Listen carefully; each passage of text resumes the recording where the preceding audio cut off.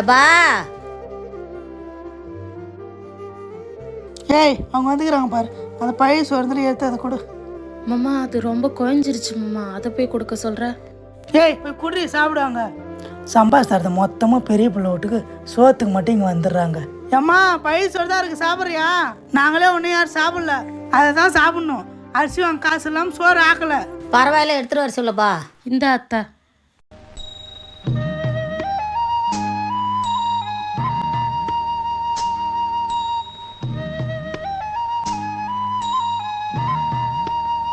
எப்பா மருமோட கூப்பிடுப்பா.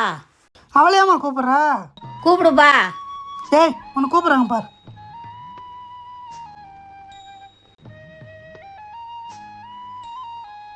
இந்தாம்மா. அம்மா நைட் டைமில் கஞ்சி குடிச்சா பிள்ளைக்கு சளி பிடிச்சிக்கும். அரிசி வாங்கி வந்து சோறாக்கி போடுமா. தாய் மனசு தங்கம் நான் அறிஞ்ச தெய்வம். திருமலா, உங்க புள்ள வீட்ல இல்ல, வெளியே எங்கேயே போயிட்டாங்க. சரிம்மா.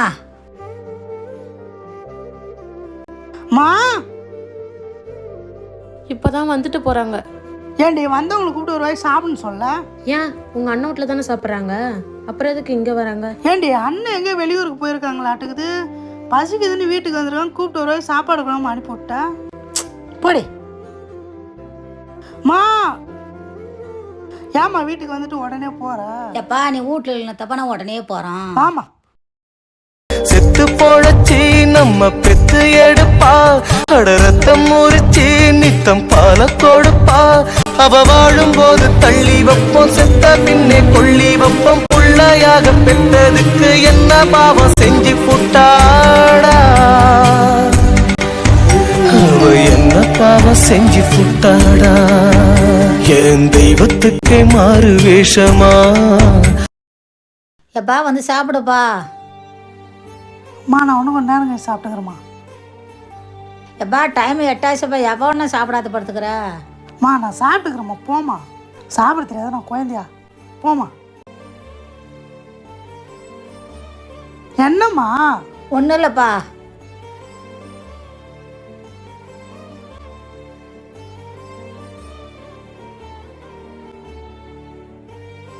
எப்பா வாப்பா சாப்பிட.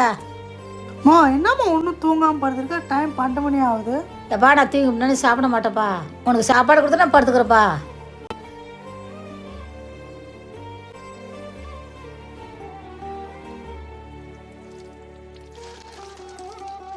அம்மா நான் போய் படுக்கிறேன் ரூமில், எனக்கு தூக்கம் வருது.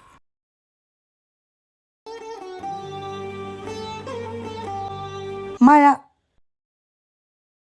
தன் வயிற பட்டினி போட்டு என் உயிர வளர்த்தவளே. மாமா அத்தை பக்கத்து ஊர்ல நடவு நட்டுட்டு நடந்தே வந்துட்டு இருக்கிறாங்களாம், போய் கூப்பிட்டு வா. போமா, இப்போதான் நான் வேலைக்கு போயிட்டு வந்து படுத்தேன், அதுக்குள்ளேயே வேலைக்கிறேன், போமா. மாமா 3 கிலோமீட்டர் மேல இருக்கும், மழை வர பேஞ்சிருக்கு, எப்படி குளூர்ல நடந்தே வருவாங்க? போடி, நானா போகல, போடி, டயர்டாக இருக்கு.